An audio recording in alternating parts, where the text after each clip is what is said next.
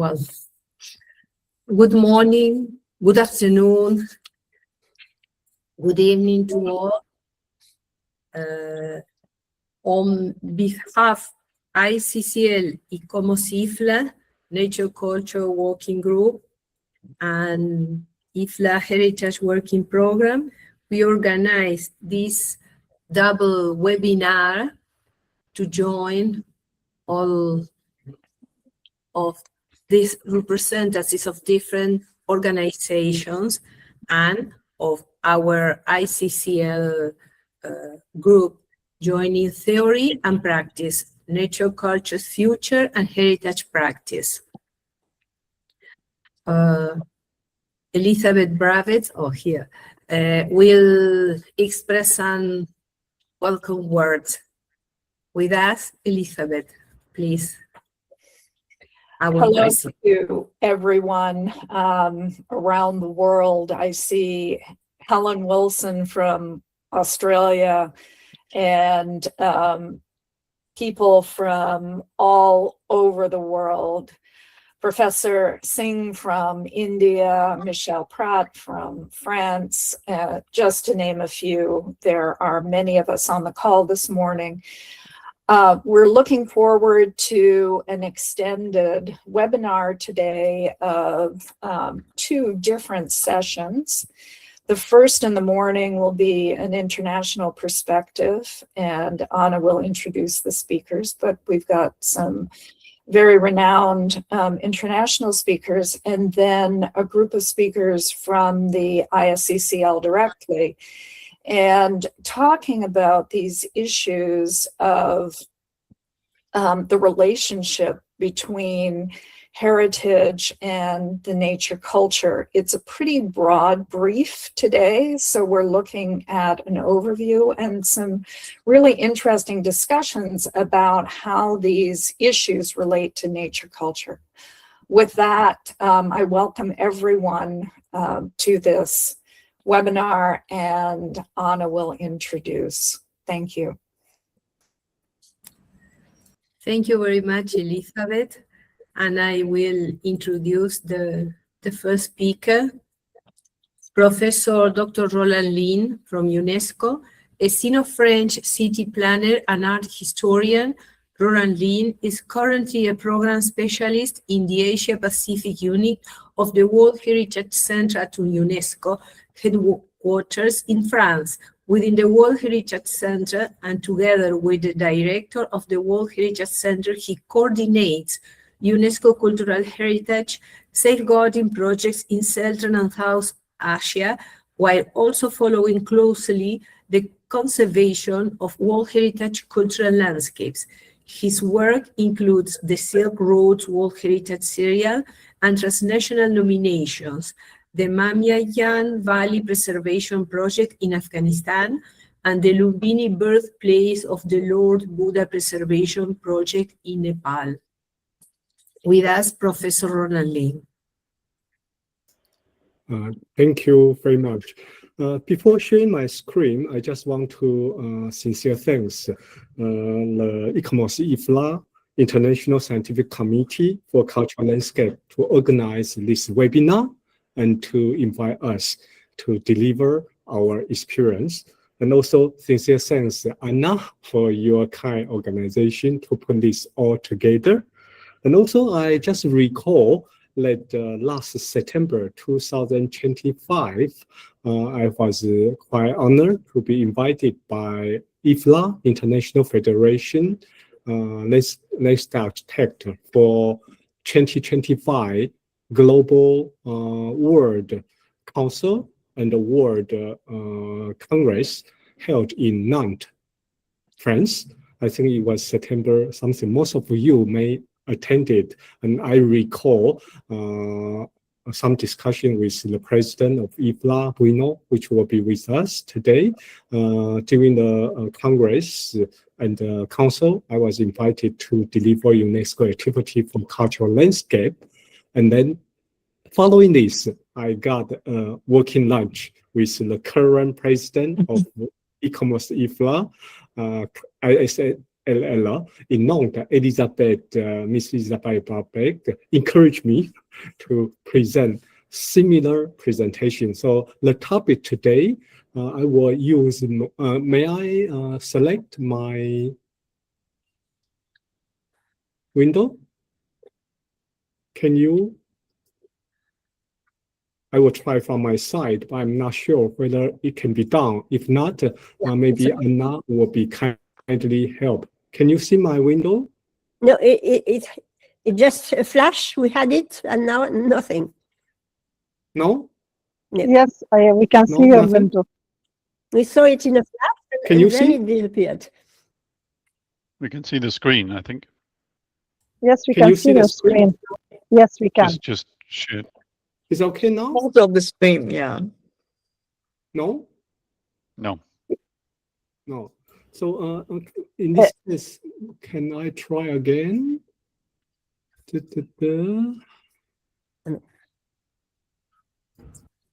I think it's best to just share your screen, Roland, and then just share the presentation. I had the same problem. Yeah. So the window Share selection screen. doesn't work. Window selection doesn't work. But So, just share the whole screen. It works. okay. So Anna, Don't show any you- UNESCO secret messages. That's all. No, I don't think I got a question. Hi, Tim. Nice to see you. So Anna, you don't mind, or I will try again. Share screen. Yes, no problem. If not, I have your presentation, no problem. Okay. Impossible. They say impossible to share the screen.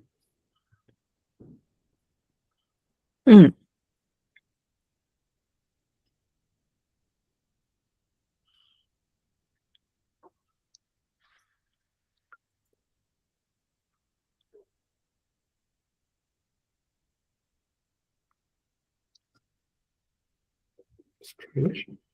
I'm really sorry.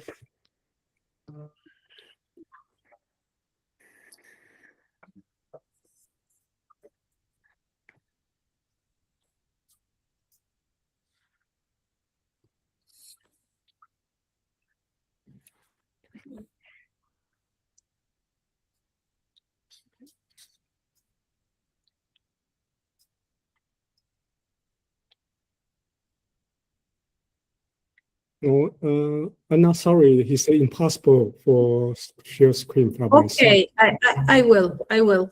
Wait. Mhm.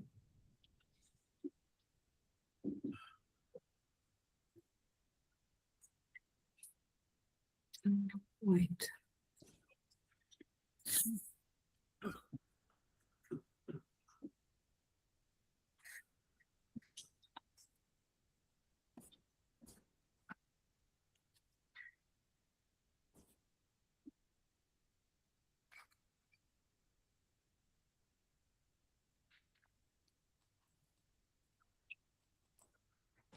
We can see it. Yeah. Okay. It's perfect. Thank you. Okay. Is it okay? Can I go ahead? Yeah. Yeah, we see. So I will go ahead. Yeah. So my presentation today will be cultural landscape protection challenge made and step taken within the framework of UNESCO 1972 World Heritage Convention. Can I have next slide? So I will present very briefly within 20 minutes in focus section, UNESCO 1972 World Heritage Convention and Cultural Landscape Protection Challenge, followed by step taken World Heritage and Cultural Landscape. And then I will put some small case studies and going for perspective and conclusion. Next slide, please. So UNESCO 1970 World Heritage Convention and Cultural Landscape Protection Challenges. Next slide. As most of us are working toward the World Heritage safeguarding, the 1972 Convention is regarded as unique international legal instrument for protection both the day of today working group of culture and natural heritage in a holistic manner and recognize the way in which people interact with nature and integrate its implementation perspective for sustainable development. Up to now, is regarded as the most popular international convention ratified by 196 state parties. Next slide, please. So as you can see here, nature and culture protect jointly together. World Heritage Convention, the outstanding value. Most of us are working on this since long decades. Next slide, please. In the same time, according to Convention Operation Guideline Article 51, outstanding value of all the World Heritage sites or potential tentative site or future potential site have some key reference as value assessment for effective protection and management of property. Next slide, please. In line with this, the three important pillars, outstanding user value have specific criteria to tell the outstanding universal value story and significance. Criteria 1 to 6 is culture. Criteria 7 to 10 will be nature. I think I will focus on cultural heritage, including cultural landscape. I do believe Tim has his long decade working in IUCN may touch more upon nature outstanding universal value criteria. In the same time, for cultural heritage, we keep the understanding, the integrity and authenticity are crucial, but authenticity will not be applicable for nature property. To call upon the challenges which we will mention, the protection and management are also very important, crucial. Next slide, please. So by number, currently, as of today, 17 June 2026, there are 1,248 sites in the world within 170 countries.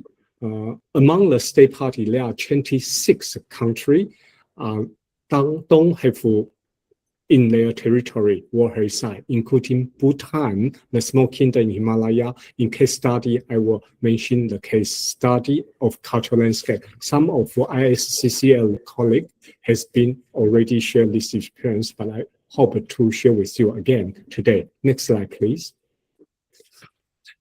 So, but these World Heritage Site, these cultural landscape are facing more and more human-made and natural disaster or some abuse tourism.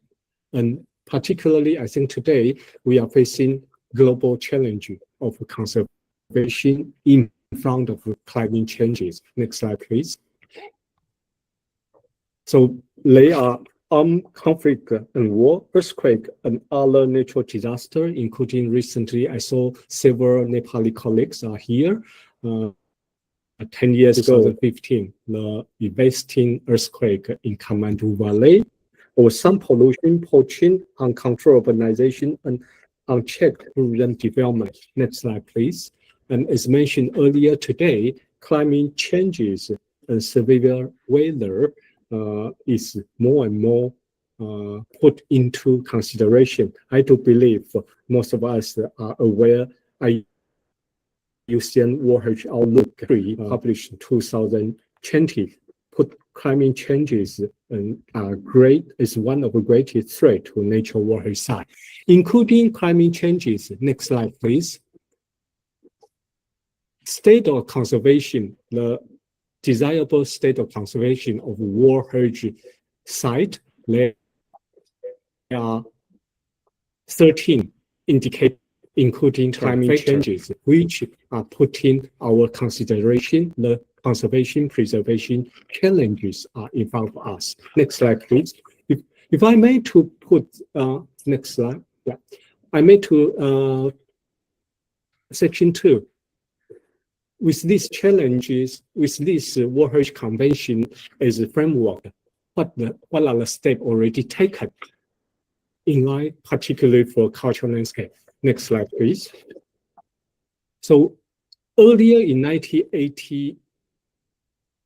1960s already, UNESCO called for recommendation for beauty and character of landscape and site. But now, more than 60-year experience, it hoped that we have existing measure for protection of nature, recognize the importance, aesthetic, cultural, spiritual, and scientific value of landscape, nature and man-made landscape, how to better safeguard this landscape, and how to raise public awareness and respect for this landscape. Next slide, please.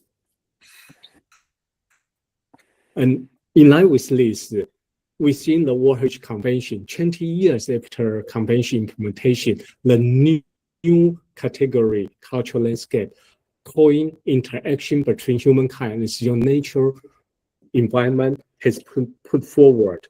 So according to operation guideline, cultural landscape are cultural property, the combined work of nature and man, human mankind. Next slide, please. Earlier in 1987, the same year, the Sustainable Development Report has put forward.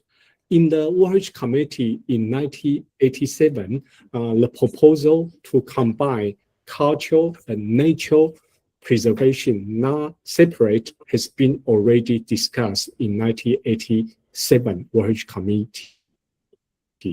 And in the same time, 1994 Global Strategy of World Heritage Implementation put forward, recognize both cultural and natural value, the complex interaction between people, environment, not only agro-forest system, but also land, territory, long-term sustainable development, how to adapt to the condition, a space for living.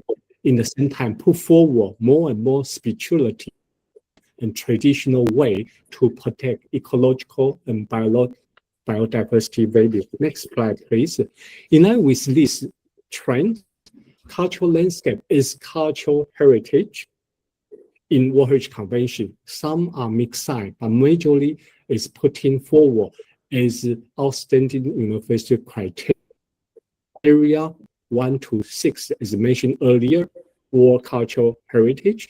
They propose some guidance for 3 categories of cultural landscape for potential inclusion in World Heritage List. Design landscape, in line with the outstanding value keyword 1, masterpieces, or the cultural landscape could be living or relic cultural landscape, in line with outstanding value criteria. Keywords could be criteria 2, interchange of human value, criteria 3, cultural tradition, civilization, criteria 4, evaluation of architectural technology ensemble of landscape, or criteria 4, keyword land use, criteria 6, which is more and more important for the 3rd category of cultural landscape, associate cultural landscape, associated with event or living tradition, with idea, with belief, or with artistic and literary work. Next slide, please. Is it okay, Anna? We are Yes. Yeah, okay, no problem. So for this, I want to talk about the chronologically positive way 1992 cultural landscape category lead from my perspective within UNESCO World Heritage Center Focal Point as cultural landscape specialist.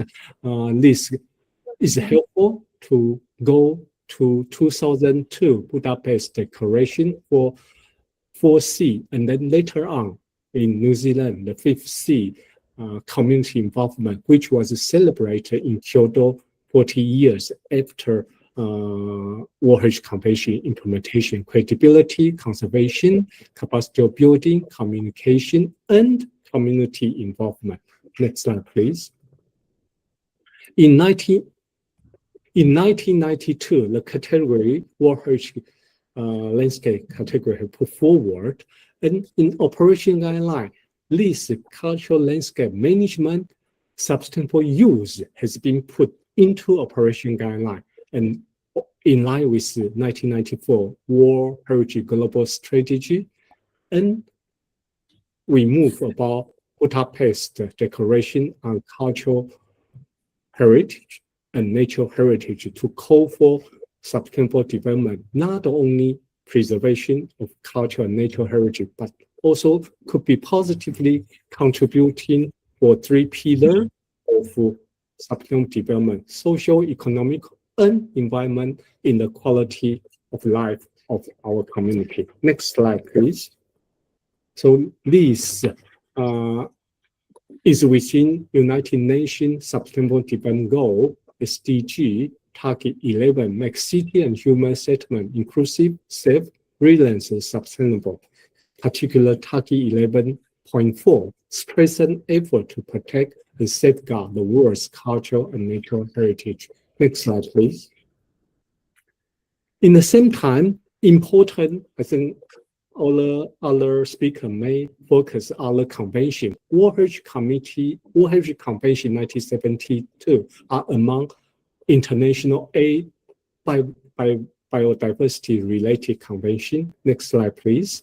Within UNESCO, we are working not only for 1972 convention for World Heritage, but we do inter-convention, cultural convention. There are 6. During armed conflict, underwater, intangible expression of cultural diversity, together with 2 recommendations, 2011 Historical Urban Landscape, we call it HUL, and some protection and promotion of museum and the collection to call for our interpretation of site and some object as a whole, how cultural convention and recommendation can also contribute sustainable development. So next slide, please. If we focus about cultural landscape, from my analysis on the Asia cultural landscape keyword, there are some major heritage value to understand land use, to understand the knowledge system, to understand the social structure, to understand the religion and the ceremony, to linking nature and culture. 2026 in New Delhi, 2024 in New Delhi, 46 convention. There are 3 World Cultural Heritage Sites inscribed. Next slide, please. Including 1 Asian World Cultural Landscape in 60 World Heritage Committee in New Delhi is an archaeological cultural landscape 11th to 16th century in Thailand, Popawari, a testimony of Sima stone tradition of Abafdo period. Next slide, please. And last year in Paris, there are 5 new cultural landscape inscriptions, including 3 in Asia, in Australia, in Malaysia, and particularly in DPRK, North Korea, the very first cultural landscape, which is wonderful cultural nature mix. It's a good example. Next slide, please.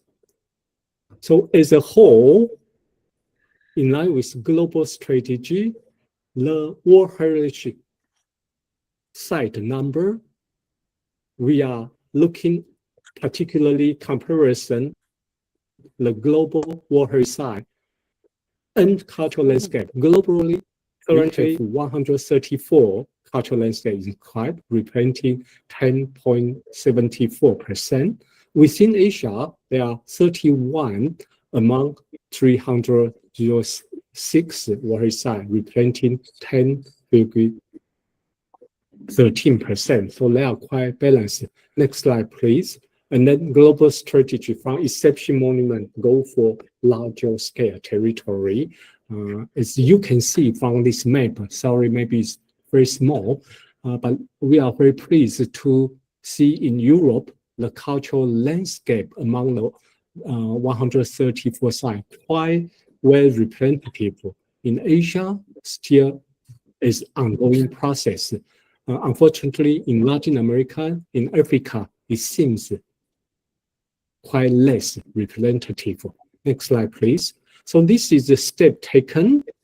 If we can put this criteria as mentioned, and also among these 31 Asia and Pacific cultural landscapes, some keywords, the important harmonize between man and nature, environment, landscape, and also interchange of value, influence, idea, and culture, and a lot philosophy, pilgrim, ritual, symbolic, social. So all this might be interesting to the global approach for sustainable development, how heritage, both cultural nature, can positively contribute. Next slide, please. So with this step taken, I want also to share and to promote the only UNESCO Cultural Landscape Prize is UNESCO Greece Menina Mercury International Prize for safeguarding and management of cultural landscape, promoted by former Minister of Culture Menina Mercury, who was a famous artist in Europe from Greece. Next slide, please. So it was created to encourage the new type of management just after 1992 cultural landscape category. So was created in 1995. Up to now, has been awarded 11 times, including very recent one during General Conference of UNESCO in November 2025. Next slide, please. So if we put the award during this 20 side, but on the map you have 90 side. We didn't put the 2025 November 1, but 2025 November 1, we received 37 nominations, and again, majorly from Asia Pacific and some Europe, and only one from Latin American and Caribbean. Next slide, please. And for the latest 3 World Heritage Sites is put forward more for community. For example, the latest 2025, the Council of Elders in Kenya, 2023, the Gundana community in Australia, or in 2021, Public Institute in Slovenia. Next slide, please. So all these are considered as a step taken, new category of cultural heritage, putting importance of cultural landscape. Menina Mercury Prize. And if I may very quickly to show 3 case studies of Asia Pacific cultural landscape protection from one site to one country to transnational effort. Next slide, please.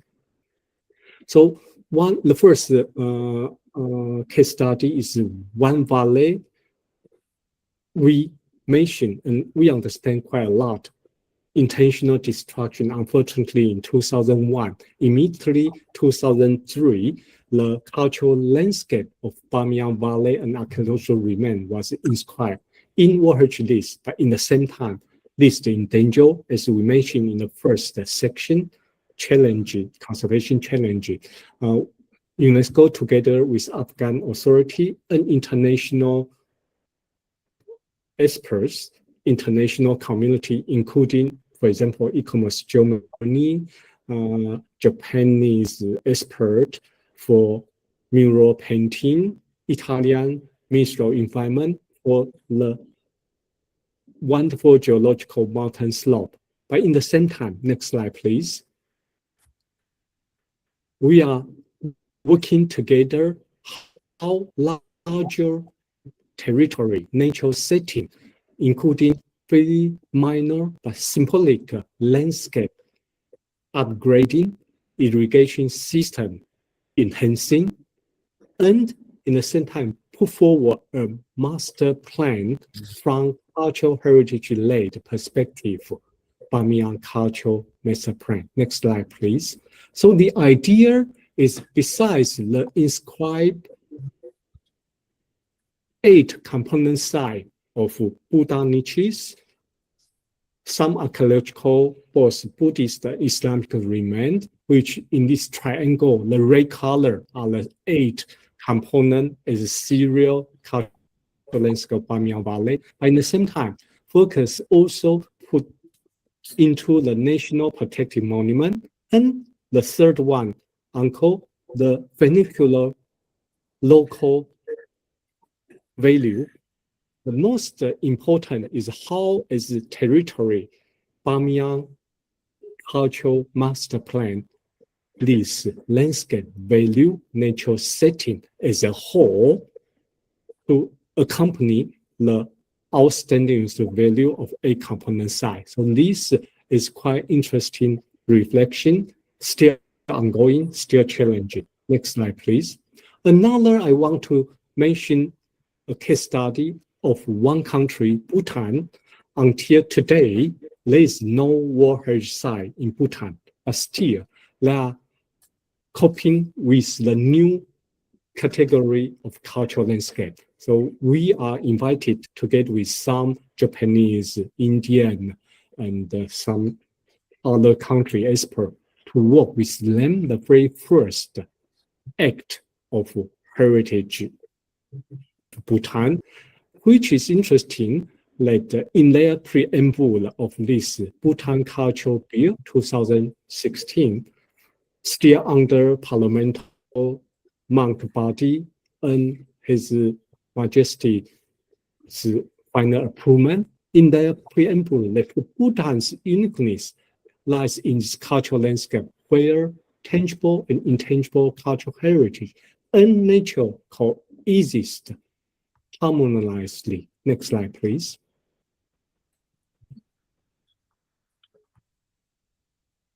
So the idea what they suggest is all heritage in all form, how particular balance for urban-rural disparity, how rural construction, how people-centered approach from agricultural development, land governance, and tourism policy to put forward. Next slide, please.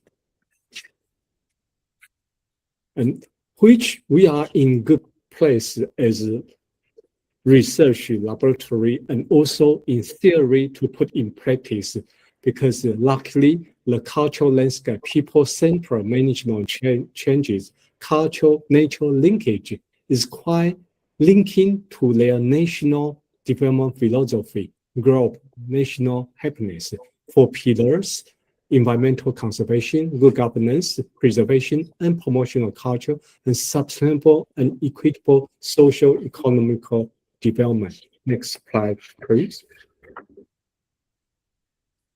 So the idea for them is to put all the country as a sensitive cultural landscape, not by law, but by the concept in line with their national development policy, with the support international community, including the government of Japan, South Asia Cultural Landscape Initiative. Experience in Bhutan has put forward. We are very lucky with their home minister and cultural minister to put forward this. I think some of you have seen our dear colleague from Tokyo University, Professor Yukio Nishima, were part of this helpful scientific process. Next slide, please.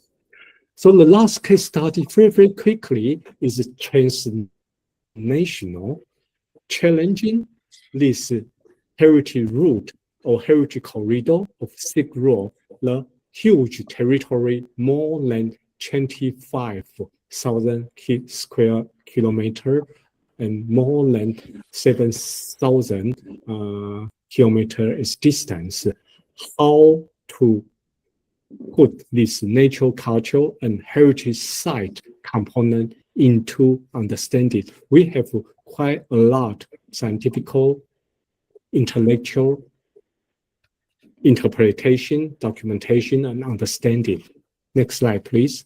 But in front of conservation challenges, this new concept, cultural landscape, cultural route, heritage corridor, how the individual heritage site can be linked from territory approach, from UNESCO World Heritage Convention, cultural route heritage corridor could be part of cultural landscape category, but for Silk Road is not feasible.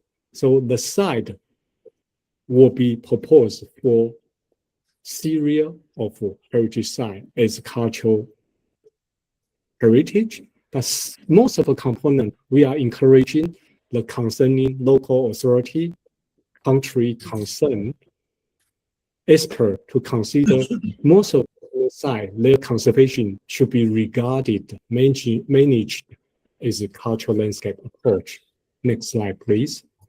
So some successful nomination put forward by China, Kazakhstan, Kyrgyzstan is Tianshan-Chang'an corridor.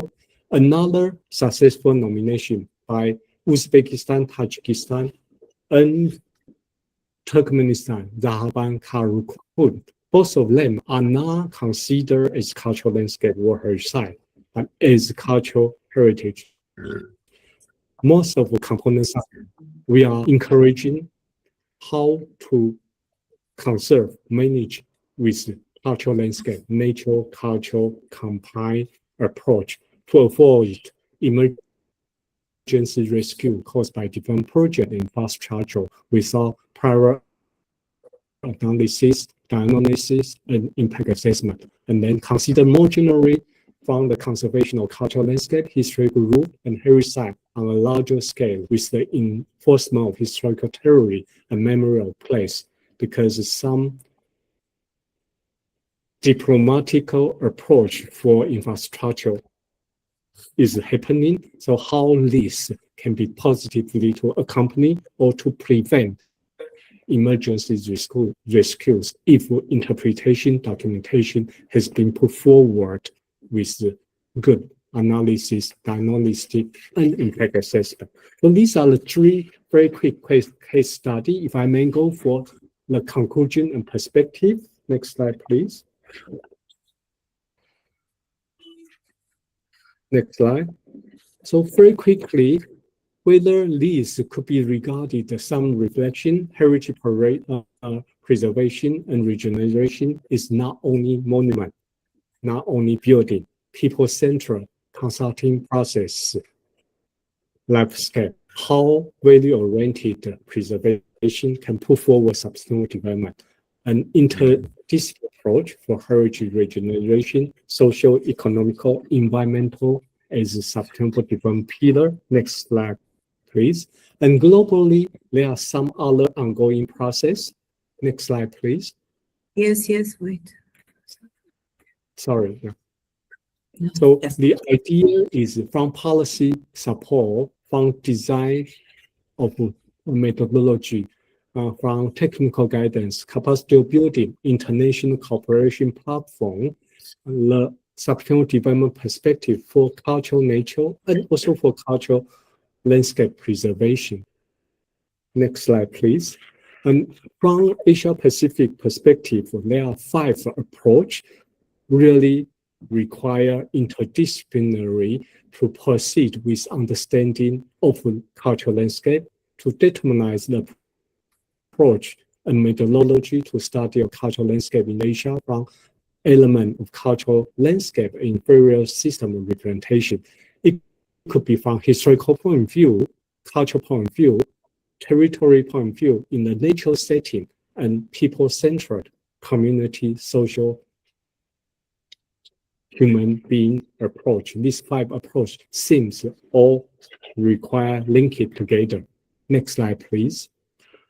I'm very grateful there are several international approaches, as most of us are cultural landscape committee expert member from the 1925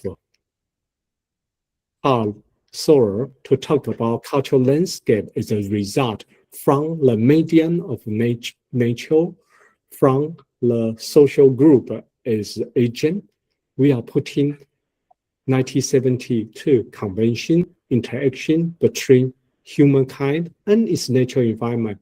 In Europe, European Landscape Convention in 2000, putting European nature and cultural heritage contributing to human being and consolidation of regional identity. Next slide, please. And we are talking also about the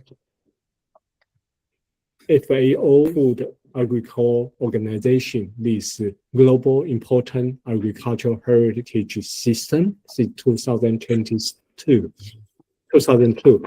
Next slide, please. And recent year from 2016, I'm very thankful for the working group of cultural nature is in line with the continuous effort of IUCN ICOMOS Nature Culture Journal. Next slide, please.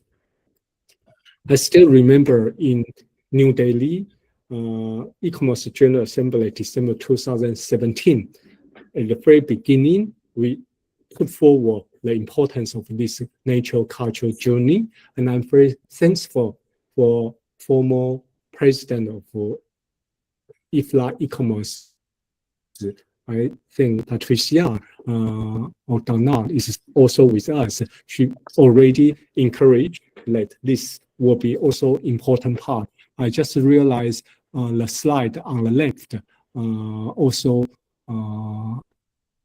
done by IUCN expert team director Tim Batman. I believe all this cultural nature journey since 2016 are still helpful and relevant. Next slide, please. So my question to our group, International Scientific Committee for Cultural Landscape, we have some discussion. 1925 Solar's definition of cultural landscape, 1972 World Heritage Convention, 1992 cultural landscape definition, 2000 European Convention, 2016 ICOMOS IUCN ICROM Cultural Nature Journey. So our scientific committee member, both ICOMOS and IFLA, we have a starting point to put scientifically and operationally a cultural landscape. Could be a physical one, is preserved, perceived, defined, and assessed, which is important, assessed through a human value system. And I do believe this is ongoing. Next slide, please. And in the same time, most of us are familiar with some resource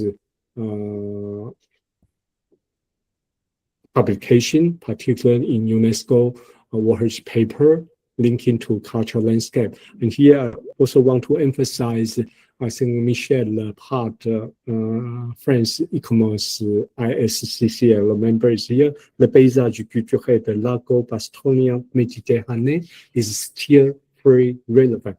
All these are cultural landscape for the reading. Next slide, please. And some I contribute from my limited experience, which I share today, could be also found from 2018, together with my former director, Matthew Rosler. I think some colleagues from Tongji University are also here. So the publication 2018 Build Heritage Cultural Landscape in World Conservation and Cultural Landscape. And then Bhutanese experience together with recent, I don't know whether Steve Brown is with us today in 2023 to put important case study also put forward. And then former IFLA President Catherine Moore has put also one publication 2025, which may be interesting. And now I will share all this publication digital version with you for those who may be interested, together with the link for UNESCO World Heritage paper concerning cultural landscape. Next slide. So maybe I take longer time than it foreseen, but I really want to share with you within very short time my interest and my working in both theory and practice to talk about cultural landscape protection, challenge made and step taken, which might be interesting to talk about cultural nature. For over to you, and I hope it's helpful. Thank you. Ça va, Michel? Thank you very much. Thank Bien. Tu me l'enverras. Thank you. And now, okay, Monica? Okay, good. Hi, Okay. how are you? Excellent, excellent presentation, and from all the history, you know, the examples is a concentrate of all work. Is excellent, really excellent. Well, Thank you very much, Roland. Thank you, my pleasure. yeah. We go for other presentation or Thank you, directly? Professor Roland. We Thank can, you very much. We can say something about it or afterwards. No, after all the presentations. Okay.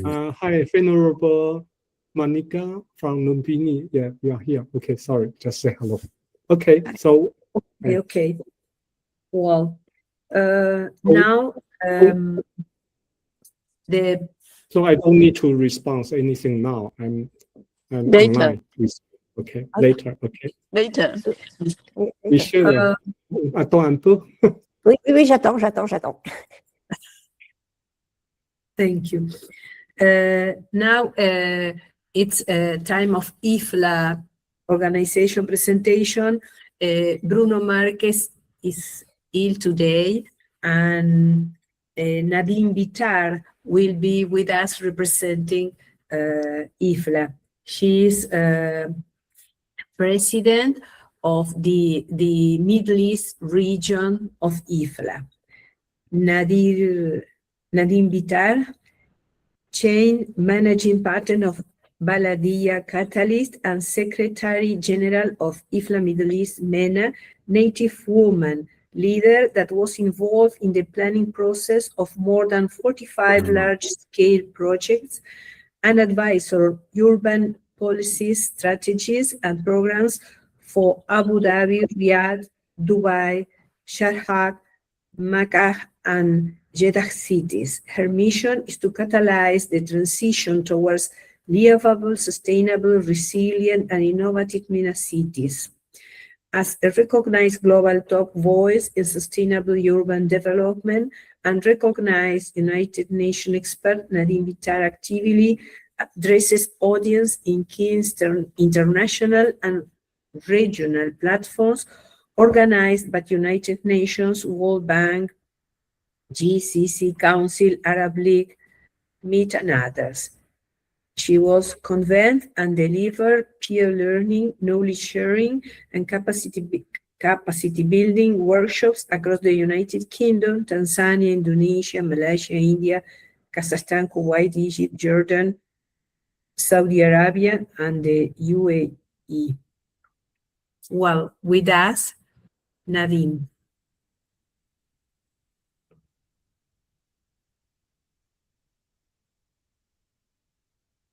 Oh, can you see my screen? Yes, Can you hear me? perfect.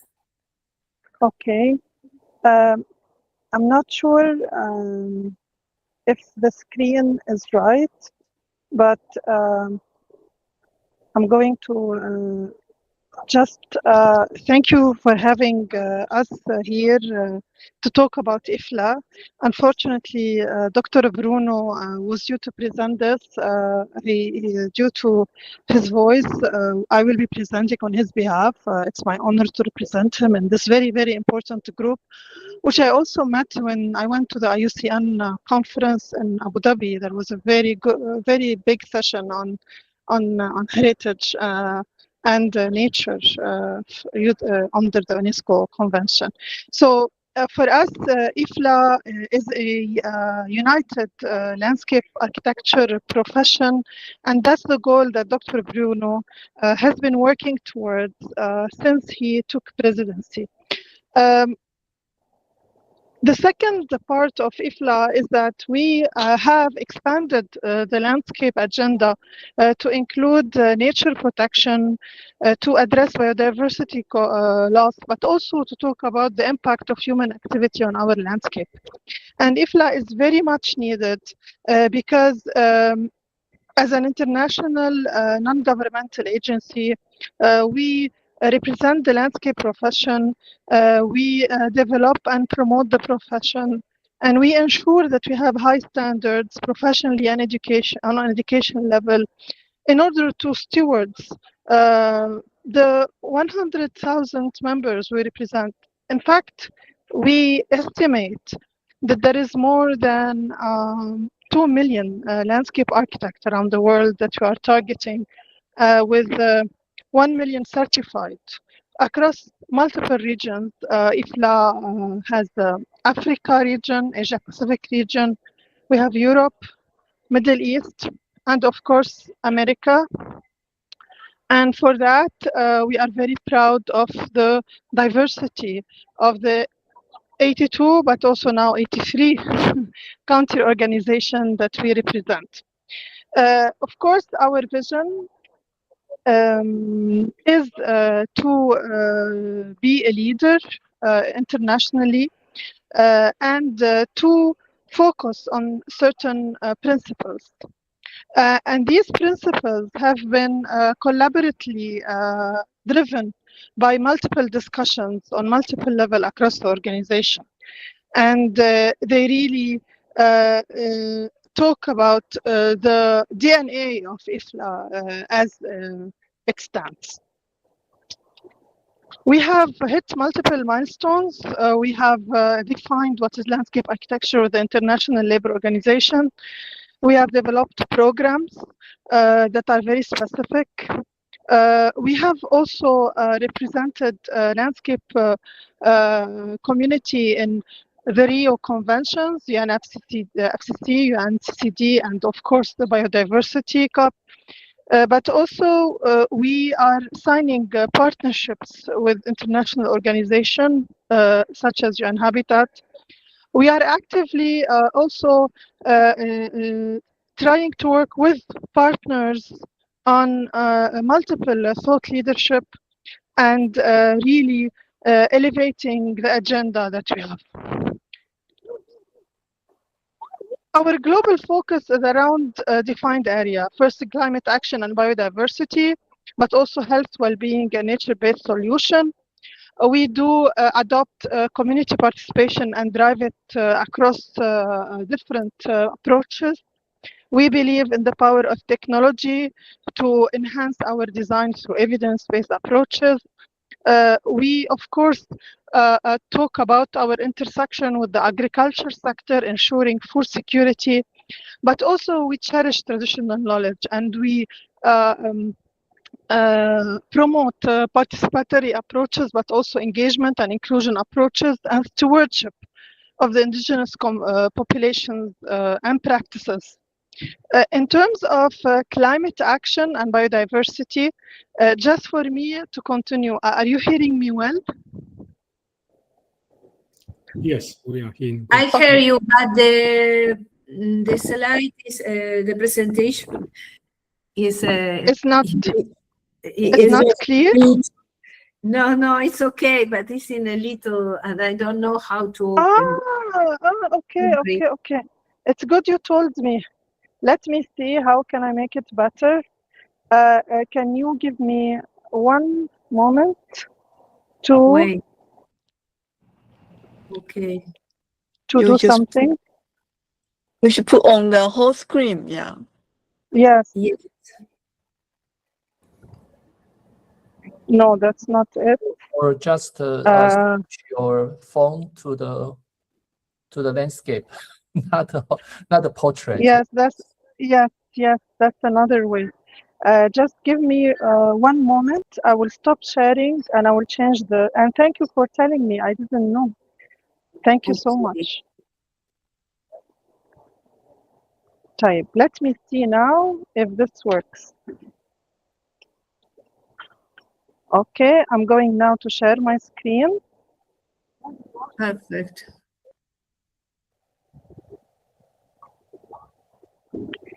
Is this better? Yeah.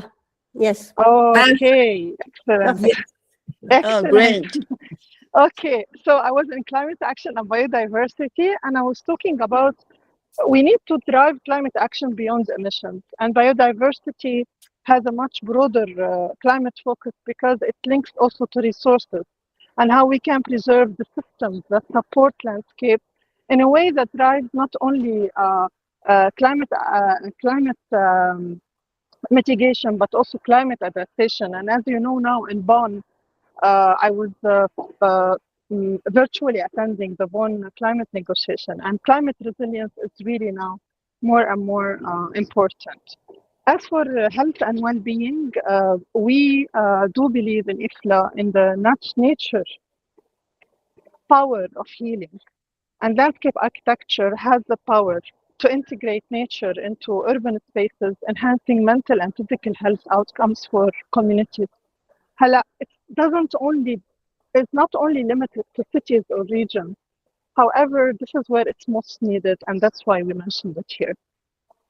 Community participation, this is more about including through the design process, the communities. Participatory design is very important because we can define community needs and in the voice of those that we represent. Inclusion will definitely enhance project value, so there is no disconnect between economic goals and social goals. And it's very important to adopt a stakeholder perspective because then we can foster collaboration to find a problem-solving methodology that addresses multiple interests. We are in the age of AI, and technology is a tool, but it needs to be a tool to shape biodiversity using advanced geographic information systems, building digital twins that could simulate, analyze, and provide evidence, integrating, of course, AI. And here AI could be a way to actually really build evidence for some of the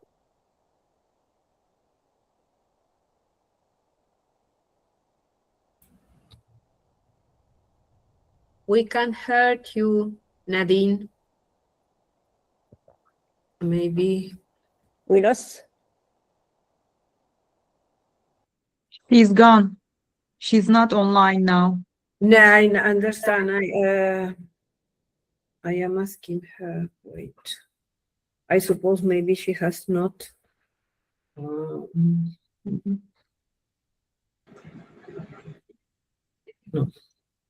Anna, probably move on to Tim. I suppose she has problems with Internet, yeah.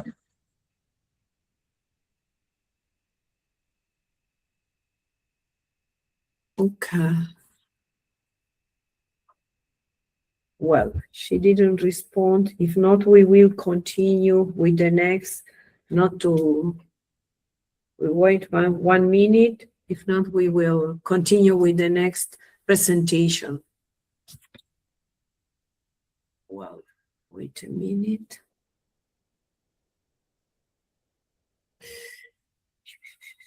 Wait a minute.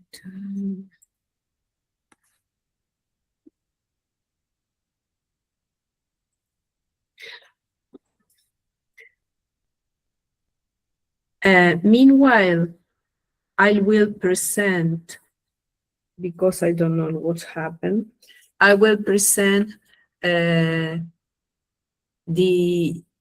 UCN organization. Tim Batman, Director World Heritage Program, UCN. Tim Batman joined UCN in August 2007, having previously served as Environment Policy Manager at Dorset County Council in the United Kingdom. Between 2000 and 2006, he was team leader of the Dorset and East Devon Coast World Heritage Site. He has been a member of UCN's World Commission and Protected Areas since 2002 and has served on UCN's World Heritage Panel since 2003, undertaking a range of World Heritage evaluation missions and participating in the UCN delegation to the annual UNESCO World Heritage Committee. Well, wait a minute. Well, as I have no notice in this moment of Nadine, I ask Tim if you can present now.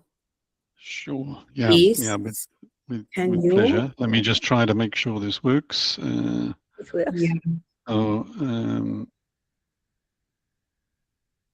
Okay, if I do that, and if I do that, can you see my presentation? Yeah. Yes, we You can can hear see me. it. I can no Yes. longer see any of you, but that's fine. Okay, look, thanks very much, and thanks for the introduction. Thanks very much to for the invitation to both from both ICOMOS and IFLA. It's been a long time. We've talked about trying to have IUCN connect to this group, so I'm very happy to do that. I guess I would have written a different presentation if I'd already heard the presentations I've heard so far. So forgive me if this isn't completely in tune with what what the other colleagues have said or what this group works on, but hopefully it will give you something to start on. And as we learn a bit more about how each other work, I'd be very happy to come back and focus on things that you think would be interesting to follow up on, if anything. But with that, I wanted to, perhaps I should just also say by way of the introduction, so as per the biography, I'm also since December in a new role in IUCN, which adds to World Heritage the responsibility for our work on protected and conserved areas more generally, so everything about national parks, nature reserves, area-based conservation in general in IUCN, and I'm also currently acting head of the Oceans Program in IUCN. So I'll try to, the later part of this presentation, say something about the wider work we're doing on protected and conserved areas. I'm mainly going to talk about the work we've been doing in the World Heritage Leadership Program before that, but I wanted to bracket the slides, I guess firstly with just reflecting that it's now a long period of discussion between IUCN and ICOMOS and ICROM and UNESCO about the reconnection of nature and culture. I guess we've been doing this for decades and decades, but in this current phase of discussion, it really sort of started in 2012 at the IUCN World Conservation Congress. I'm not going to talk about, but hopefully there's a good deal of familiarity with the Connecting Practice program, which has incubated many of the ideas between IUCN and ICOMOS about how to work together. Also between IUCN and ICOMOS, the NatureCulture journeys. In fact, this year is 10 years since the first NatureCulture journey at the IUCN Congress in Hawaii. And as we look forward to the COP for the Convention on Biological Diversity, I'd like to recall there is a joint program within that convention on links between biological and cultural diversity that ICOMOS is invited to contribute to, and maybe IFLA should be too. But I want to really mainly switch in this presentation to talk about the experience we've had in the World Heritage Leadership Program, mainstreaming, I think, nature culture thinking into everything we're doing around capacity building in the World Heritage Convention. I'm conscious that Maya Ishizawa was on this call, and Maya probably knows 10 times as much as I do about the World Heritage Leadership Program these days. So Maya, feel free to add anything that I forget. And I want to acknowledge Eugene Zhou, who coordinates this program, whose slides I borrowed and tweaked very slightly for the next presentation. And essentially, I wanted to just say something about how we're talking about practice, site-based practice in the World Heritage Convention as a whole, and then something briefly about the same for the protected and conserved areas work in IUCN. And I guess what I'm trying to say in all of that is that I think the connection of nature and culture has now been really mainstreamed as a norm in our work, and that will pose a few challenges, which I'll come to at the end of this presentation. I'll try to keep to my 20 minutes. The World Heritage Leadership Program is our flagship capacity building program in the convention, coordinated by IUCN and ICROM, with ICOMOS, with the World Heritage Centre, and with Norway as our founding donor, but a range of other partners. And our working methods are really summarized here, but they're about working with practitioners, especially working with World Heritage site managers, to identify the challenges on the ground and then develop capacity building processes and supporting syllabuses and resource manuals that respond to respond to practice.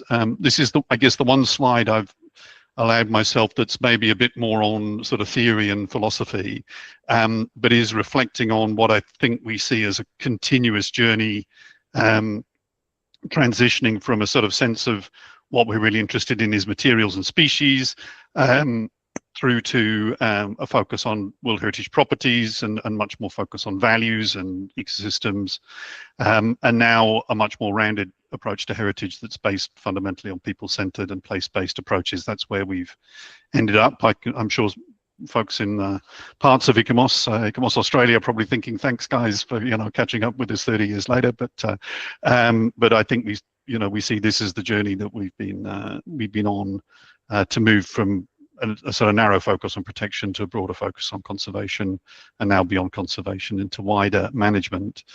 I'm mainly, I think, going to talk about these two publications, which are the new, fairly brand new manual on managing World Heritage, replacing separate documents for cultural and natural heritage, and the complementary toolkit, the Enhancing Our Heritage Toolkit 2.0, which are two of the three key current resource manuals we work with.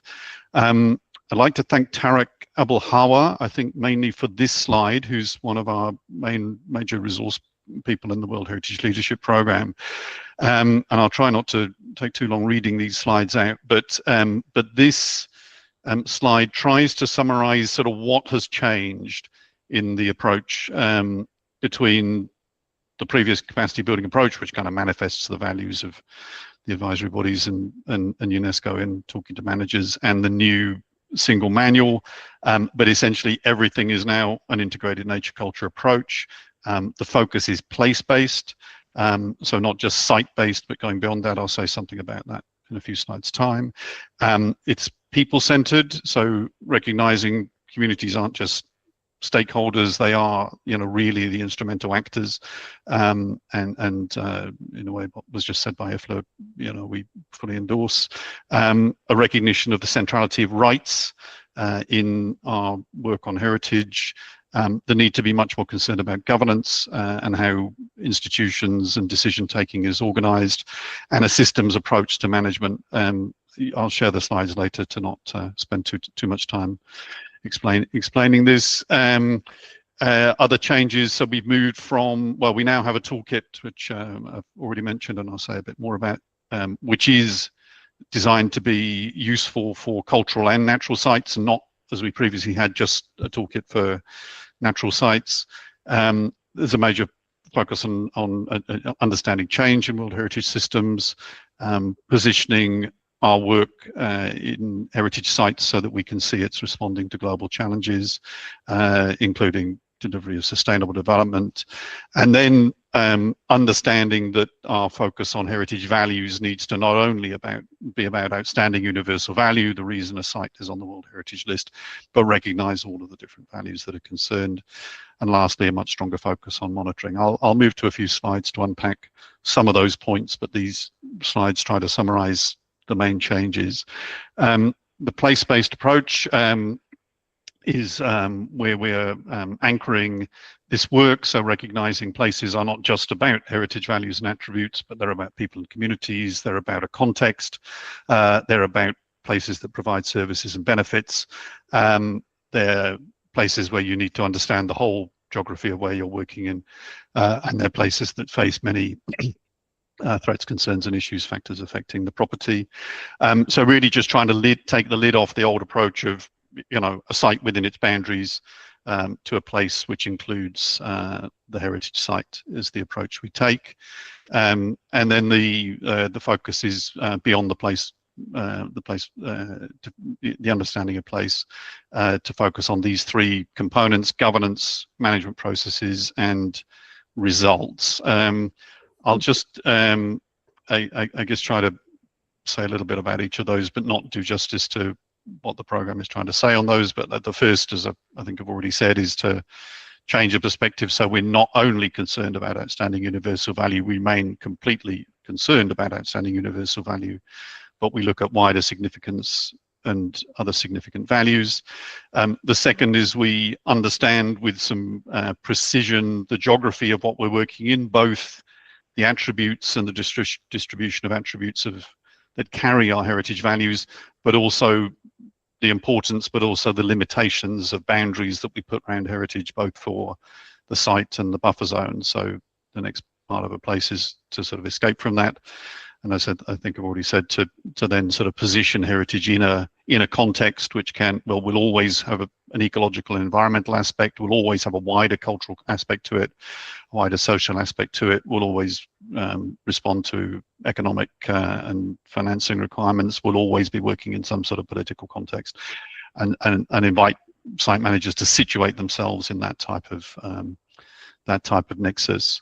If we look to governance, I guess the message here is understanding not just the people that are important, but the way we organize our processes and the way we can invite decisions to be taken, and to recognize that there are different groups of actors, but we need to distinguish clearly those people that hold rights over places from those people that have a stake in the place but don't necessarily hold rights, and to be clear on the difference between accountability and responsibility, and how managers can work.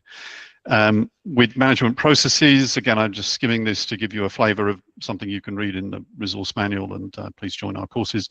But again, the focus to move to a much more holistic view of how management works, to connect planning to plan documents, to implementation, and to monitoring, and to, I guess, get less obsessed by the plan document and more concerned about how planning activities work as sort of live activities in the real world, to understand that what we organize as planning for a heritage place is part of a continuum of different ways we plan for action, and to be clear that we have a sort of cycle, a never-ending sort of infinite cycle of management that plans, that implements, that evaluates, and then comes back to revisit the foundations and see what's changed and understand the context that we're working in.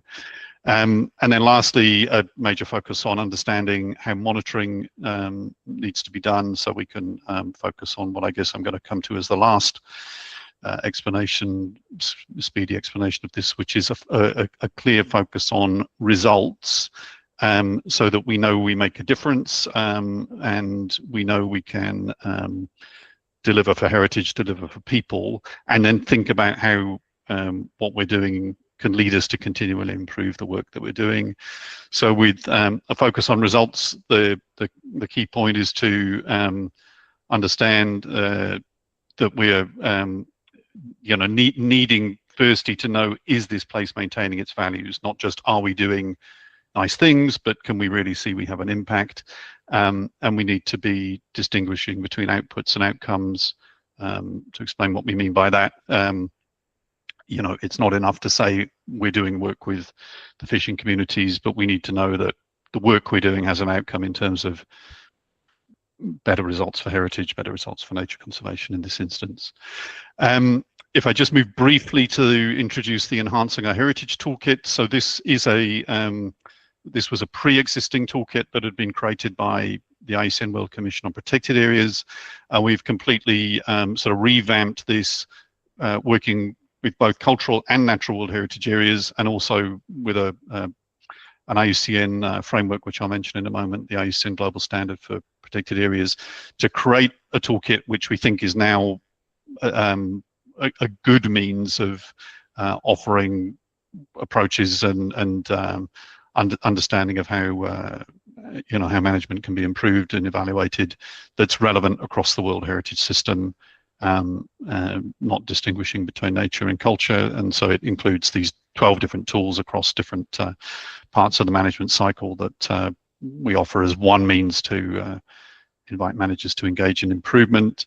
And if we come back to the connection between the two manuals that I mentioned, so here in the kind of the inner wheel, orange, purple, blue, and red are the main components of the resource manual that I've tried to just skim over between the place, the governance, the processes, and the results.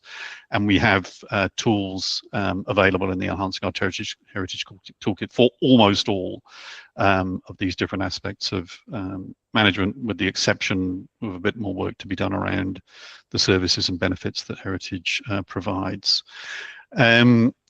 So let me just commend that work to you, but I guess you know, we think we're getting somewhere with that approach. And I'll just mention briefly that we've added to the two manuals that I mentioned an application of the NatureCulture approach to impact assessments. In fact, we did that work before we managed to complete the full manual as one of the major areas of where managers can act to tackle incoming threats to heritage places. And then lastly, to just note the offer that we have for courses and workshops in the leadership program, and invite you to join those if you are able to. I'd like to just briefly then touch on, in 2.5 minutes, the IUCN Global Standard for Effective and Equitable Protected and Conserved Areas, which is a big mouthful, but is our statement as IUCN just renewed this year on what we think good results look like for the places that are conserved for nature, but where, well, maybe I'll just say what I'm about to say in a couple of slides' time. So this is our major global standard, just been revised. I won't read the slide, but we've had a major multi-year and multi-region, multilingual consultation to update the previous standard, and it's led us to a reorganization of the work, I guess fundamentally to align with a framework which I'll mention in my closing slide, the Convention on Biological Diversity's Global Biodiversity Framework, but to make this simpler, more efficient, more effective. The standard is what we use to organize the IUCN Green List of protected and conserved areas, which are the places we recognize as meeting the IUCN Global Standard. So we have a body of practitioners working with us at site level, a bit in the way World Heritage Site Managers have been working with the leadership program to help sort of improve this standard so it speaks more to our work. But I wanted to just flag this really to say two things. So these are the components of the IUCN Global Standard. I'm not going to try to read this slide out to you, but just to really note that the way this is organized has a large degree of consistency now with the framework that we have developed through the World Heritage Leadership Program for the place-based approach to the World Heritage Convention. And in fact, some of the ways in which this IUCN Global Standard has been adapted through the global consultation have caught up with some of the things that we found in adapting the earlier standard to help us with the World Heritage Leadership Program. Didn't really speak fully to cultural heritage practice. So it was interesting in a way that talking NatureCulture led us to some of the insights that the global consultation on this standard has also caught up with. So one thing I want to just note is the ability to work between this standard in the IUCN world and the NatureCulture standard for World Heritage. And perhaps the other thing to make really clear is if you look at protected and conserved area outcomes, which is what we want all work in protected and conserved areas to deliver, that should demonstrate conservation of natural values, but we expect it to demonstrate conservation of cultural values in all places, in all appropriate ways, as well as delivering for wider objectives and tackling threats to places. So I just sort of flag that because this is our main framework for protected and conserved areas in IUCN. And this is, I guess, my last slide. I've got a minute and a half, so I'm not going to get to everything on here, but I just took the opportunity to try to frame some of the places where we're going next and where learning is happening. And I'll just sort of flag maybe 3 things to sort of synthesize what's in this slide. So the first is, we're doing a lot more between IUCN and ICOMOS in connecting joined up work. I especially note that we now have a joint panel for the last 3 years, we just met 2 weeks ago, undertaking the preliminary assessment for potential future World Heritage nominations. And this is giving us a whole range of insights into NatureCulture practice. But amongst that, I just flagged the second of these bullet points as I'm talking to you as colleagues sort of particularly focused on cultural landscapes, which is I think there's a real need to come back to rethink the place of cultural landscapes in delivering nature conservation values in their work, in their position in the World Heritage Convention. And amongst the things I think we'd like to look at, I was very happy to hear the IFLA emphasis on biodiversity, is how do we understand quality for nature conservation outcomes, species ecosystem outcomes, species and ecosystem condition trends and tools in delivering with some precision better global outcomes through cultural landscapes for nature and people. I'm about to go over time, but let me just emphasize also the need to continue and sustain the work that we're doing, to build that work across into other internationally designated areas, to find connections beyond area-based conservation into some of our work with our partners. I'd like to commend, and please look up the Intergovernmental Science Policy Platform on Biodiversity and Ecosystem Services work, especially their work on values assessment. And lastly, to bring this back to the key fora, at least on the IUCN side of things, where we get most traction, the two or three things I'll flag on that. Nature-based solutions and work in urban areas, again, very happy to hear the comment from IFLA on that.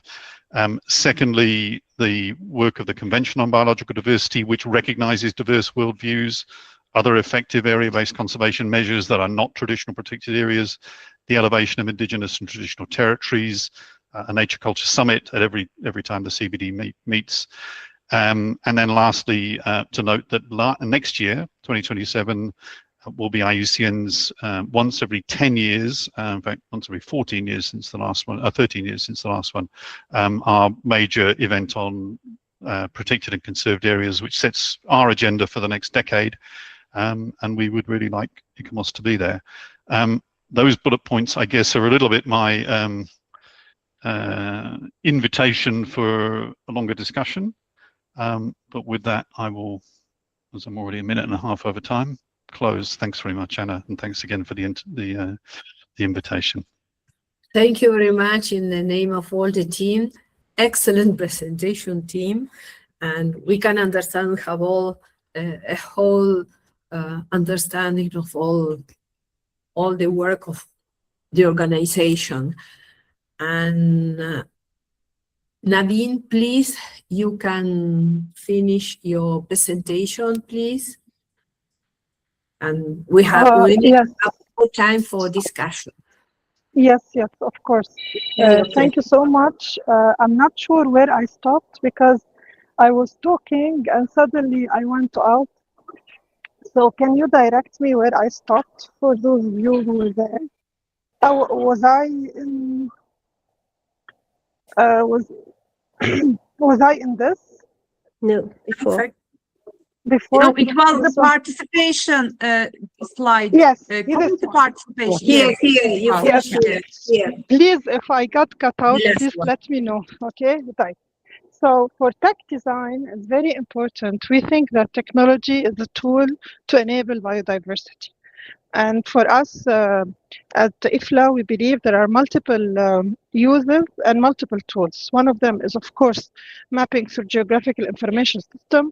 And this is very important when we talk about evidence-based planning, especially for regional systems and urban systems. When it comes to digital twins applications are becoming more interested in the landscape layers, and in particular, when it comes to simulation analysis for climate resilience and resilience in infrastructure for blue and green infrastructure integration.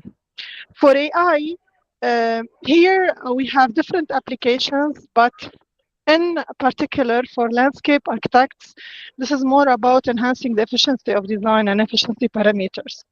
For post-occupancy evaluation, we see that technology will help us a lot because it will give us some more data points that we can also produce feedback loops into our design process. And here, please allow me to think about how, for example, a post-occupancy evaluation in parks and in neighborhoods can affect design of new parks or new neighborhoods, especially in arid cities. And I'm speaking here for the Middle East region. For food security, we see our integration within the largest agriculture sector very important to drive sustainable solution. In particular, in cities, there is a big opportunity for combating food insecurity through urban farming, especially around the low and disadvantaged neighborhoods, and enhance biodiversity that will have direct impact on the health of urban communities. We cherish traditional knowledge, and if many of you who know Bruno, Dr. Bruno is really walking the talk when it comes to traditional knowledge and respect of indigenous practice, because it's a treasure that has stood the test of times, and also it's a universal language, because in every country, in every region around the globe, there are indigenous knowledge communities that can help us understand how the planet has been working for millions of years. So our approach is really empowering the world through nature, and we think we have many tools that we can help in. We can organize collaborative design workshops. IFLA can contribute to community projects. We can bring in teams in action, but also we can help in showcasing landscape that support local ecosystem. And of course, nature-based solution is definitely benefiting from a place-based, landscape-led approaches. I would like also to talk a little bit about this webinar is organized by one of our work programs, but also one of the committees.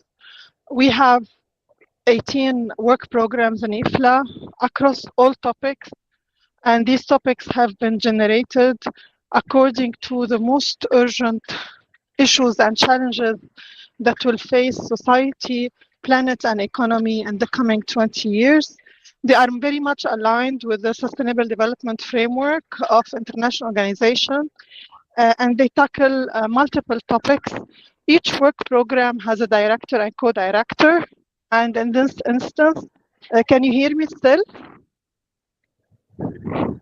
Hello? Yes, we can. Perfect. I would like to mention in the World Urban Forum 13 in Baku, Azerbaijan, we held a workshop with multiple international organizations on the importance of the International Landscape Convention. This is one of the work programs, and I worked with Dr. Catherine Moore. She, as the past IFLA president, she's a special envoy also on the Landscape Convention to take into account all the tools we can have to drive this convention forward. So the work programs, they do not only meet or organize webinars, they are impactful in terms of the knowledge they produce, the knowledge they share, the knowledge they transfer, but also action on the ground and making sure that we integrate landscape, nature, people, and technology and design, community participation, elevate the voice of the landscape community across the globe. For the next 12 months, IFLA is on a journey. We will be rolling out our Global Professional Standards Program. It's a very important program because it was drafted in alignment with multiple organizations. We are going to go into strengthening more participation with other global partners among the UN system and other systems, UN Habitat, UNESCO, ICOMOS, IUCN, which we thank them for their really impactful partnership. I attended personally the Abu Dhabi IUCN Congress, and we look forward to participate in future congresses as well. FAO, UIA, and ISOCARB. we work with governments as well, because we would like to make the profession visible in countries that's not visible, because landscape can support really in approaches for cultural and heritage landscapes, and also it can support in making sure that heritage is nested. And I do agree with Tim, heritage to be nested within a bigger place-based approaches that links people, place, and economy. We are working towards being more active with a global network of universities. And in that instance, I would like you to check the new IFLA hub. IFLA has a knowledge hub now. We are trying to bring our 83 national association and 5 regions to put case studies, knowledge, case studies, research, reports, all in our knowledge hub. It's very diverse, it's very rich, and we hope also we work with our partners to enrich it further. So we are glad to work with IUCN, with ICOMOS, with UNESCO Cultural and World Heritage team, and with the committee to bring also content into the new IFLA hub.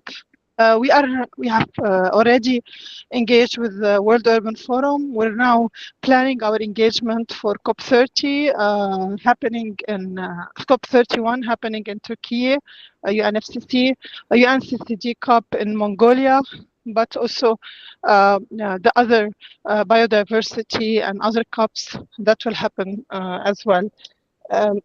Allow me please to thank our partners, because they have made the journey more rich, and they have also brought landscape into perspective.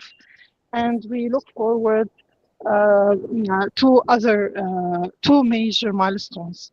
For the first time in its history, IFLA has launched the Global Landscape Awards. There are 20 award categories shaped by our working programs, and they will be involved in the evaluation as well. And we will be also hosting an evening for the winners in our upcoming Congress. The Congress will be in Hong Kong in 2026, and we invite you all from 28 to 30 October to come and join us. And last but not least, these are the lessons learned we want to share with everyone. Thank you very much, and hope for a good deliberation.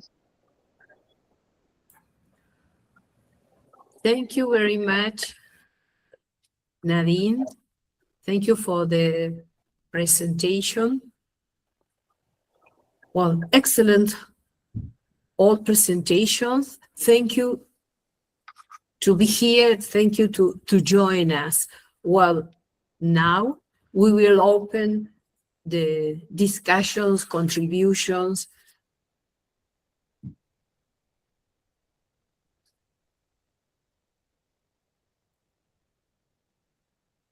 We are open for all questions you want to do for the speakers. Michelle. You hear me? Yes. Hear me? Yeah, okay.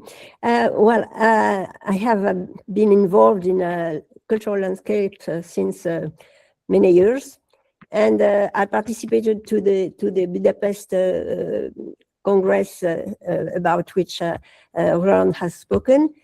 And even at the time, I noticed that every time we propose an evaluation in an evaluation a site to be inscribed as a cultural landscape, most of the time it has been turned into a site by ICOMOS. And every time it happens, even in Cocker, for instance, one of the last sites I proposed, I was involved in. Cocker means the iron tree, and the scheme of this old city in Cambodia has been totally inscribed into the forest of iron trees, and it looks to the forest And there is an interlinking between the vegetation and the monuments. But anyway, it has been inscribed as a site. And the government had proposed it as a cultural landscape. And every time it's the same thing, if I can say, same song, I can say. You see, and it is even in this year we have several in Paris. We had several listed landscape, but much more were proposed as cultural landscape, but were discarded. It's really a problem of culture in ICOMOS. Well, I stop here. Someone wants to explain?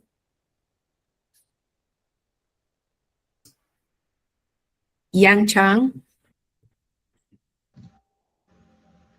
Yeah, hello, can you hear me? Yeah. No, I had another question after Michelle. Sorry. Could I say something, Anne? Yeah. About Michelle's question? Okay. Okay. It's Roland Lin. It's Roland Lin. I know Miss Michelle Part is an international renowned expert based in France, working in several World Heritage nominations in France and outside of France, even in Asia, as she mentioned. I think the question is addressing to ICOMOS International. I think sometimes AUCN is part of, we call it advisory body for evaluation of outstanding value of new World Heritage nomination, which I just want to give some piece of information. I will not respond to Michelle's question very clearly, but as Michelle mentioned, recently the received World Heritage nomination dossier, the percentage of original proposed as cultural landscape is quite high, higher and higher. For example, last year, 47 World Heritage Committee, there were 31 World Heritage new nomination to be examined in Paris, UNESCO. 11 were originally proposed as a cultural landscape category. Only, as I mentioned in my presentation, 5 finally were inscribed as World Heritage Cultural Landscape. One is mixed, DPRK, North Korea, all the other are mixed. And among the 11 cultural landscape, 1 country withdraw. So 10 examination, only 5 were inscribed as cultural landscape. 5 others were also inscribed as site, as Michelle mentioned. So the rationale is based on the evaluation by advisory body ICOMOS for cultural landscape with some technical scientific support from IUCN. So I don't want to respond here because it's advisory body recommendation and the decision by World Heritage Committee. But I just want to give some figures. Among the 31 nominations, 11 were proposed originally as a cultural landscape category, 1 withdraw. Among the 10, all inscribed as World Heritage Site. 5 inscribed as site. 5 only among these are cultural landscape category. So this is just want to give some number without answering your question. Michelle, we will have time to more discuss when we have opportunity, but from here I can just provide these additional comments or figures. I don't know whether team have some response from IUCN point of view or there are some discussion, but I'm not working in nomination process. I'm more focusing on inscribe as cultural landscape 134 site. Over to others. Michelle, thank you for your question. Thank you very much, Roland. Please, Yan Chen. Can we finish with Michelle's question? Yeah, I go think- ahead with the Michelle questions, I think, yeah. Yeah, I think Tim might Yeah, have had please. something to add to that as well, and I Yeah. do. I only put my hand up after you put yours, Elizabeth. You go first, huh? You Very go. dangerous for IUCN to speak ahead of ICOMOS on the question of cultural landscapes. So I'm going to listen. I'll listen to you and add diplomatically. Yep. You go ahead. My only point was going to be, it is a good point, Michelle, but we really need to do some research on why these sites are not going forward as cultural landscapes, and finding out what the issue is and why these determinations are being made, let alone why states parties are not bringing up things that we might define as cultural landscapes. It's a much more complicated issue than saying ICOMOS is at fault because they are not supporting these cultural landscapes.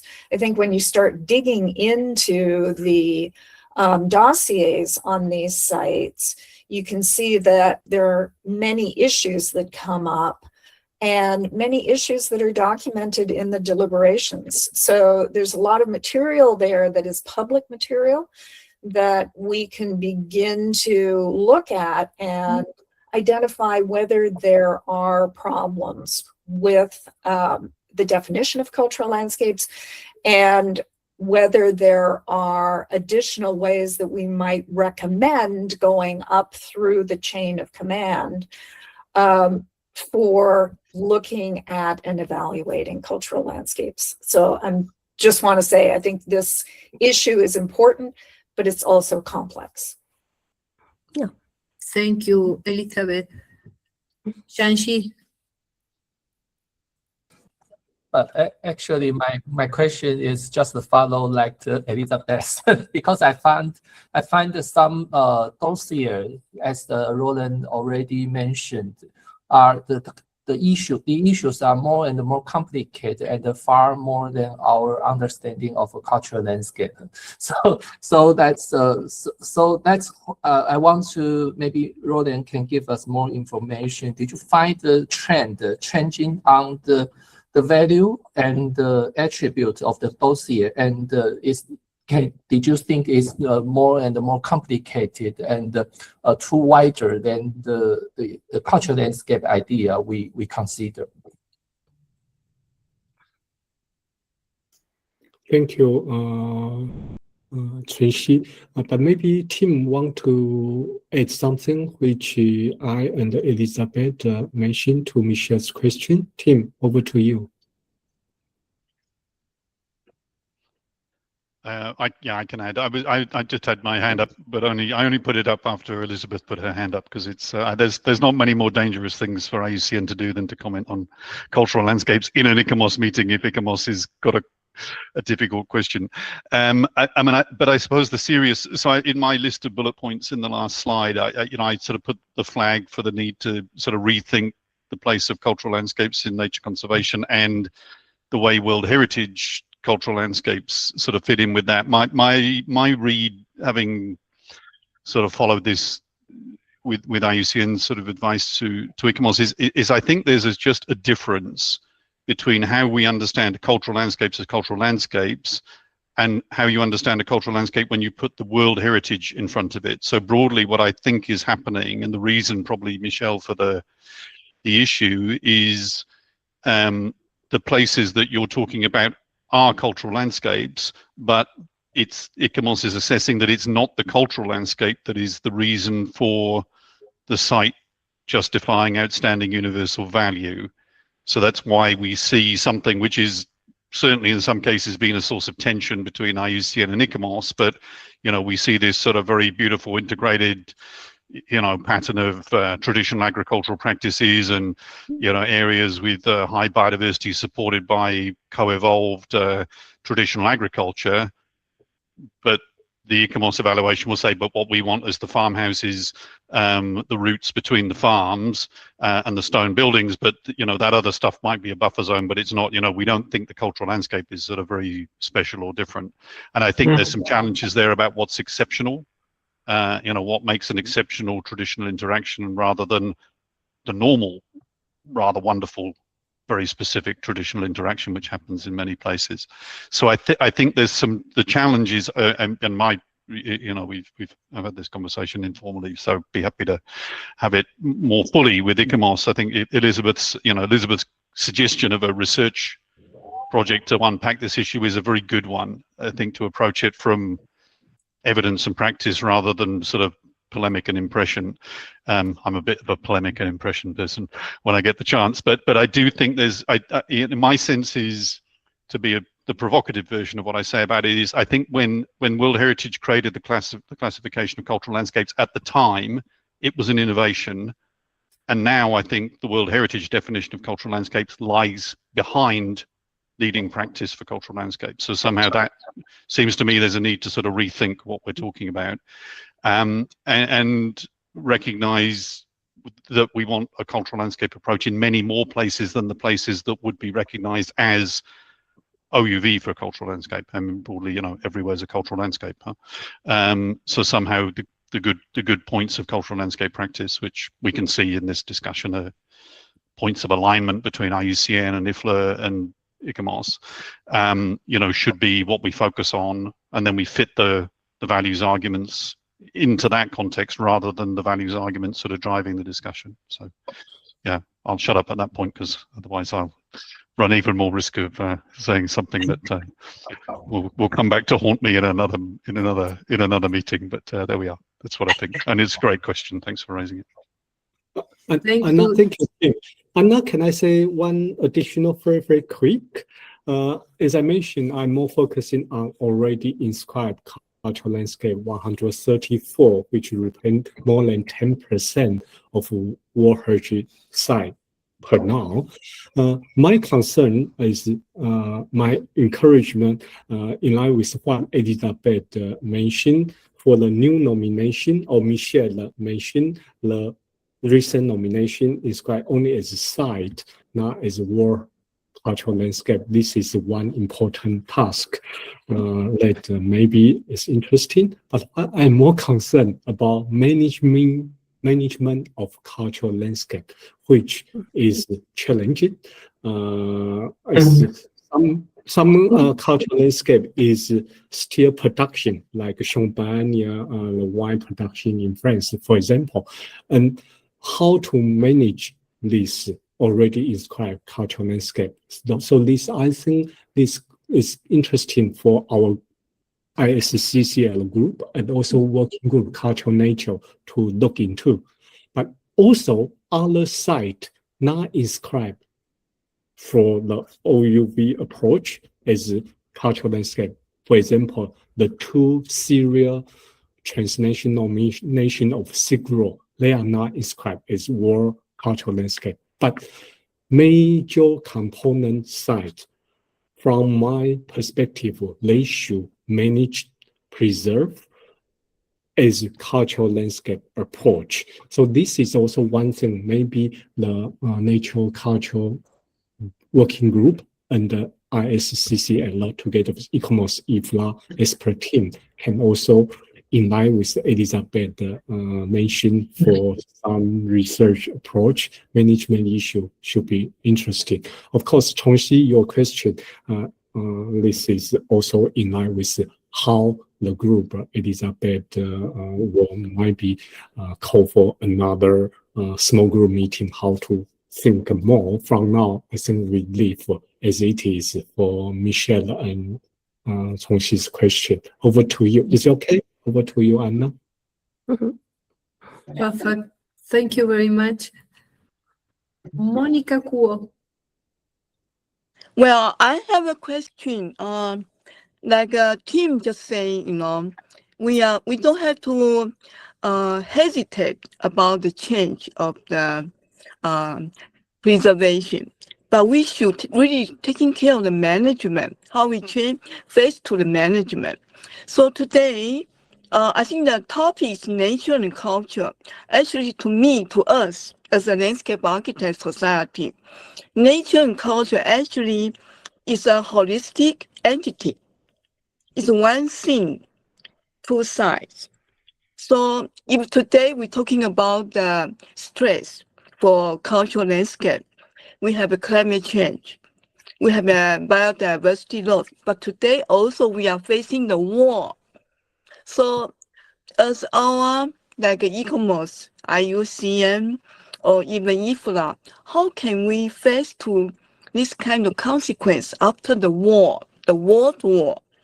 And a lot of, the ecological system, habitat, even the people's life are facing a great illustration. So I don't know how can we do something about this? How can we fix that?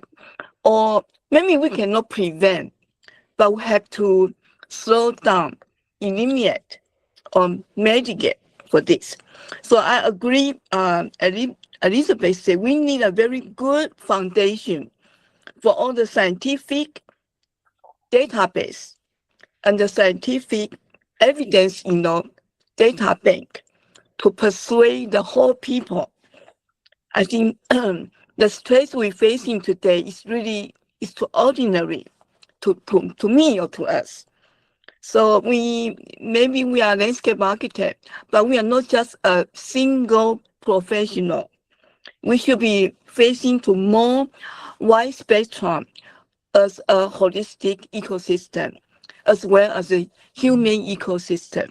So I don't know, maybe no answer, but I'm just feedback to Tim's, a speech, and as well as Ronan's speech. Thank you. Thank you, Monica. Alex Mexi, please. Hello, everyone. I wanted to have to make a comment on the management, and I completely agree with what was discussed before. Just a short comment before the discussion on management. I work in a national body at the National Institute of Heritage in Romania, which is responsible for nominations for World Heritage, and we had 3 successful nominations in the last 7 years, one of which was a cultural landscape, which unfortunately is also on the World Heritage list in danger. But the nominations were actually the easy part. The management was the most, and it is still the most pressing issue that we are having with both cultural and natural sites. And I think Tim knows quite well the beach forests situation. But anyhow, what I've seen is that one thing is that landscape is not quite defined in the national legislation, so people don't actually know what landscape should mean. And if you are adding a new layer, which is the cultural landscape, then it becomes even more complicated especially for the people working in the public administration to understand what a landscape is, and to understand the cultural or the natural values and then the attributes that in which these values are the attributes that convey these values. I think this is quite difficult for the public administration to understand. We have been working with resource manuals prepared by UNESCO and ICOMOS, but still implementing them and trying to make the public administration understand the technical language in these documents is the most difficult part. The nomination part is quite easy compared to the management. So I think that trying to explain the resource manuals and trying to explain the management of World Heritage sites and trying to explain what attributes are and how they convey the values and how to protect the attributes in order to preserve the outstanding universal value. I think this is the most difficult part. Yeah, thank you very much, Alex. Yan Chen. Yeah, thank you. I think I really enjoyed the presentation. I think it's a great organization to have World Heritage Center and IFLA and IUCN together to talk about what are challenges and opportunities. So I heard a few information about new technologies as I'm working on the documentation of cultural landscape and also applying new technologies to interpreting the natural culture connections within cultural landscapes. And I also noticed with the new AI tools and also the digital modeling, digital twin tools, actually it's changing the workflow of many different types of cultural and natural heritage sites. So I want to ask our speakers, what is your perspective about AI, era, and what will be the most important opportunities or impacts, that artificial intelligence will bring to the conservation of cultural landscapes, and also if your organization has any policies or new actions on AI, I'm also very happy to hear about that. Thank you. Thank you, Yang. So interesting, your question. Who will answer? Roland? Team, I Batman? think team want to respond. Maybe IFLA can also respond because presentation IFLA have talked quite a lot about including documentary art. Team. Yeah, I'm not sure I can answer the question regarding a focus on cultural landscapes, but just more broadly. So firstly, I mean, AI is a huge, reality that's with us, but everybody's trying to work out what the implications are. There is an IUCN resolution from our Congress last year because there'll be a major reflection in the Union around, how to harness AI, but also where some of the risks and issues are.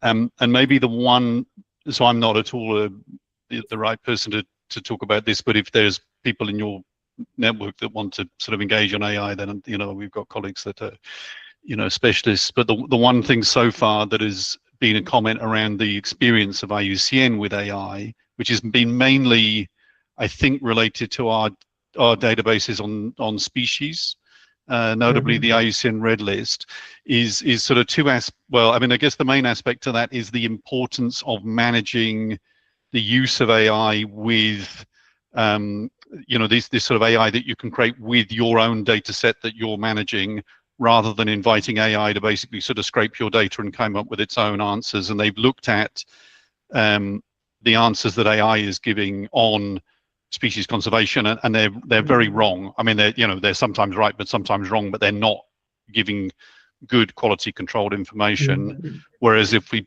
pull AI to be used within, I can't remember what the correct name is, somebody that's an AI, maybe Yang Chen, but these AI that you can manage yourself, where you're feeding it with the data and you're evaluating how it's learning, and then you're sort of managing it, can be more promising. And because with cultural land, and then the other piece of work we're doing, a lot of concern around technology, not so much about AI, but is the range of ethical issues that will be important once you're looking at local application. We've been looking more at that in that context, not in AI, but so there's a lot of interest in nature conservation around remote sensing technology, including locally installed sensors. And one of the issues that was found in some protected and conserved areas where, for good reasons, finding poaching without having patrolling on the ground, there were a lot of remote sensors introduced. Is it impacted how women were using the forest?